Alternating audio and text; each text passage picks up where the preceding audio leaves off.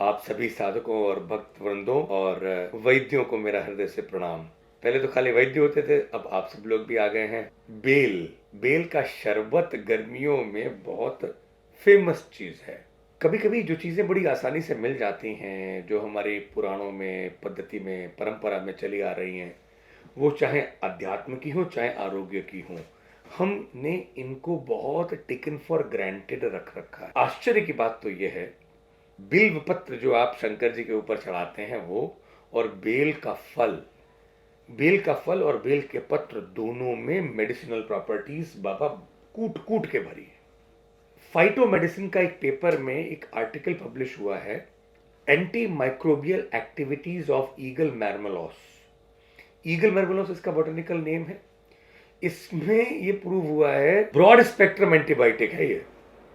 आप एंटीबायोटिक की गोली की बजाय यदि गर्मियों में आपको ये जो हैजा, टाइफॉइड की जो मेन प्रॉब्लम होती है आजकल, उस टाइफॉइड के लिए बेल का शरबत रामबाण का काम करता है। इतना ही नहीं, जर्नल ऑफ एथमोफार्मेकोलॉजी में एक स्टडी पब्लिश की गई थी, और वो स्टडी कहती है कि ब्लॉटिंग एब्डोमेन और पेट की गर्मी को शांत करने के लिए, वहां पे बोला है blotting of abdomen and digestive health के लिए, पेट की गर्मी में विशेष तौर से जो मैंने भी अनुभव किया है, यह अपने आप में अद्भुत चमत्कारिक औषधि है बेल का शरबत। एक और इसमें बड़ी रिसर्च हुई है, वो है एक स्टडी, इसका टाइटल मैं आपको बता रहा हूं, न्यूरोफार्माकोलॉजिकल इफेक्ट्स ऑफ ईगल मैर्मेलोस में यह देखा गया कि बेल की पत्तियां, ये शरबत की बात नहीं है, फल नहीं, पत्तियां, यदि इसका जूस जब दिया जाता है तो that is one of the best anti anxiety, anti depression and improves mental clarity.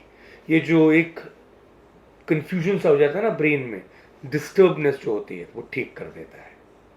आचार्य कहते हैं, दीपनम कफवातग्नम बालम बिल्वम।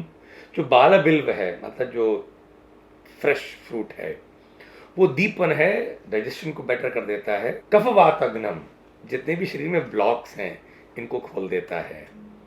ब्रेन को भी स्ट्रेंथन तभी मिलती है इससे। ग्राही अभयम चतत, ये ग्राही है, लूज मोशन से हो जाते हैं उनको रोकता है, और ये तो हम लोग बेल का शरबत लेते ही हैं। और अभयम चतत, भय को जीतने की दवा है। अब आप सोचिए, उस जमाने में आचार्यों ने ये चीज फाइंड आउट कर ली थी, जो न्यूरोफार्माकोलॉजिकली अब पता पड़ रही है कि ये एंजाइटी को भी ठीक करता है, पेट को भी ठीक करता है, और एंटीबायोटिक है, वन ऑफ द बेस्ट। तो आप इसका प्रयोग करें।